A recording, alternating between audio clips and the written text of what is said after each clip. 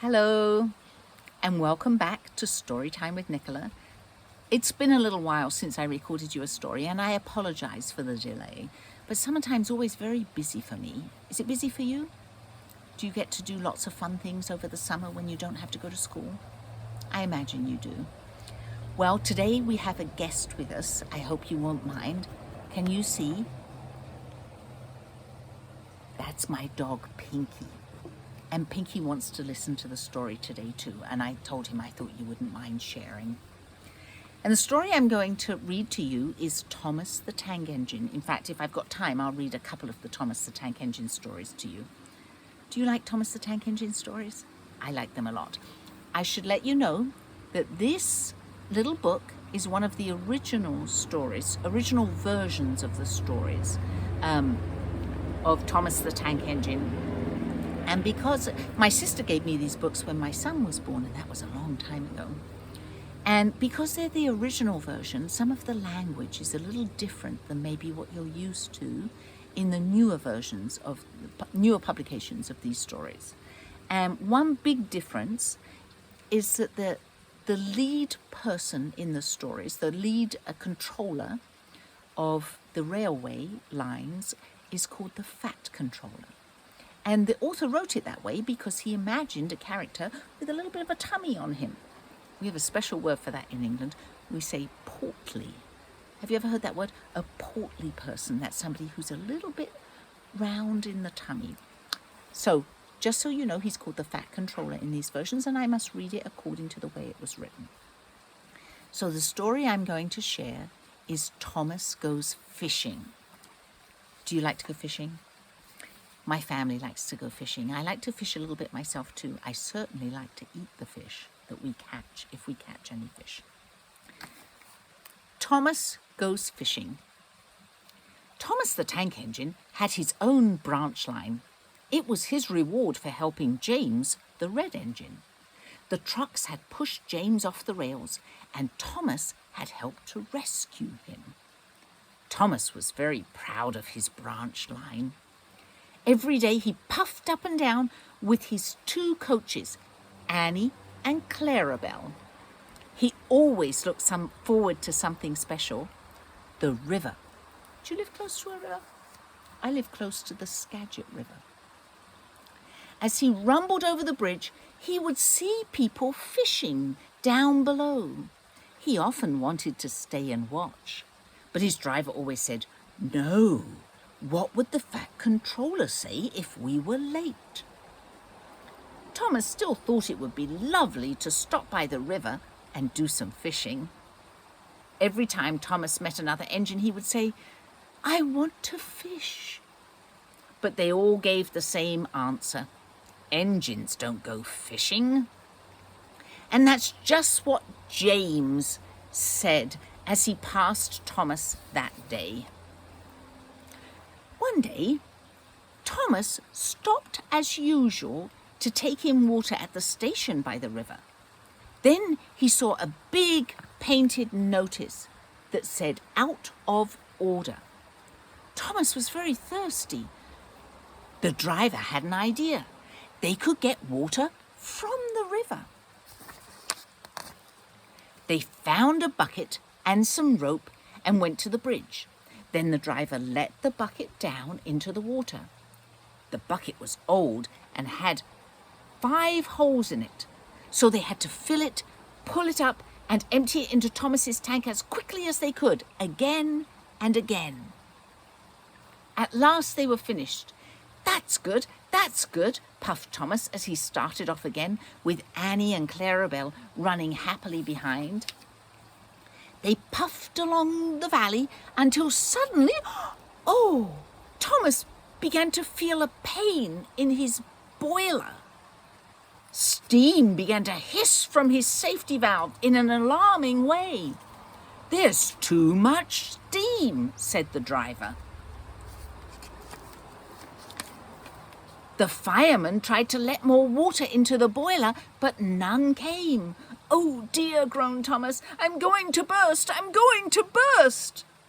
They damped down his fire and he struggled on. I've got such a pain, Thomas hissed. They stopped outside the next station with Annie and Clarabelle were uncoupled. The driver ran Thomas onto a siding right out of the way. He was still hissing, fit to burst. Then the guard telephoned for an engine inspector, and the driver found 2 notices. They were written in large letters and said, "Danger, keep away." Soon the inspector and the fat controller arrived.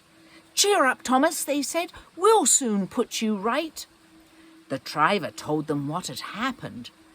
The engine inspector thought that the trouble must be in the feed pipe. The inspector climbed up to have a look. He peered in and then came down. "Excuse me, sir," he said. "Please look in the tank and tell me what you see."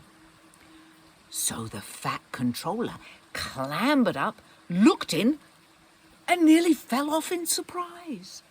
"Goodness gracious me! How did fish get in there?" "Driver?" asked the inspector.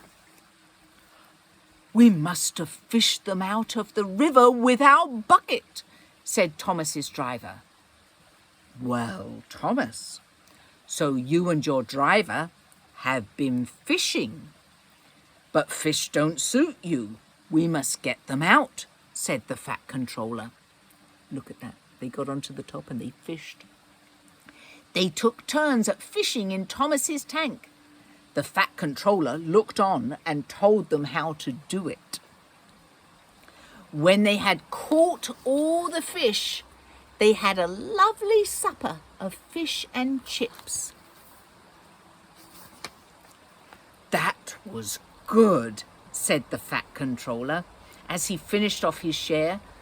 "But fish don't suit you, Thomas, so you mustn't do it again." "No, sir, I won't," said Thomas sadly. "Engines don't go fishing. It's too uncomfortable." Did you like that story? Do you think we have time for one more? So, I was going to read you Thomas and Bertie. Thomas and Bertie, and this is Bertie. Bertie is a bus. One day, Thomas was waiting at the junction when a bus came into the yard. "Hello," said Thomas. "Who are you?" "I'm Bertie," said the bus. "Who are you?" "I'm Thomas. I run this branch line." Bertie laughed. "Oh, I remember now," he said. "You were stuck in the snow. I had to take your passengers. Then Terence the tractor had to pull you out. I've come to help you with your passengers today." There he is. "Help me?" said Thomas crossly. "I can go faster than you," he said, getting bluer than ever and letting off steam. "Toot toot." "You can't," said Bertie. "I can," huffed Thomas. "I'll race you," said Bertie. The drivers agreed to the race. The station master shouted, "Are you ready? Go!" And they were off. It always took Thomas a little while to build up speed, so Bertie quickly drew away from him. Thomas was running well, but he did not hurry. "Why don't you go fast? Why don't you go fast?" called Annie and Clarabelle. Remember the coaches behind? They were running along behind. "Wait and see," hissed Thomas. "He's a long way ahead," they cried anxiously. But Thomas didn't mind. He had remembered the level crossing. There was Bertie, fuming at the crossing while they sailed gaily through. I think you call that a railroad crossing in America. We call it a level crossing. That's where you have to stop and let the trains go by. "Goodbye, Bertie," called Thomas. After that, the road left the railway and went through a village. They couldn't see Bertie anymore. Before long, they had to stop at a station to let off passengers. "Peep, peep, peep, quickly please," called Thomas. Everybody got out quickly. The guard blew his whistle and off they went again. Come along, sang Thomas. We're coming along, said Annie and Clarabelle. Thomas looked straight ahead and whistled in horror. Whee! There was Bertie crossing the bridge over the railroad line, tooting triumphantly on his horn. "Oh, dearie me," groaned Thomas. "Steady, Thomas," said Thomas's driver. "We'll beat Bertie yet." Annie and Clarabelle joined in. "We'll beat Bertie yet, we'll beat Bertie yet," they sang. We'll do it, puffed Thomas bravely. "Oh, bother, there's another station." As Thomas stopped at the station, he heard Bertie tooting loudly. "Toot, toot, goodbye, Thomas." "You must be tired," called Bertie as he raced by. "Sorry, I can't stop. We buses have work, you know. Goodbye." "Oh dear," thought Thomas. We've lost." But he felt better after a drink. Then the signal dropped to show that the line was clear and they were off again. As they rumbled over the bridge, they saw Bertie waiting at the traffic lights. When the lights turned green, Bertie started with a roar and chased on after Thomas again. Road and railway ran up the valley side by side. By now, Thomas had reached his full speed. Bertie tried hard, but Thomas was too fast. On and on they raced. Excited passengers cheered and shouted across the valley as Thomas whistled triumphantly and plunged into the tunnel, leaving Bertie toiling far behind. We've done it, chanted Annie and Clarabelle happily as they whooshed into the last station. Everybody was there to give Thomas 3 cheers for winning the race. They all gave Bertie a big welcome too. "Well done, Thomas," said Bertie. "That was fun. But to beat you over the hill, I would have had to grow wings and turn into an aeroplane." Now Thomas and Bertie keep each other very busy. Bertie finds people in the villages who want to go by train and takes them to Thomas, while Thomas brings people to the station for Bertie to take home. And that's the end of that story. I hope you enjoy it.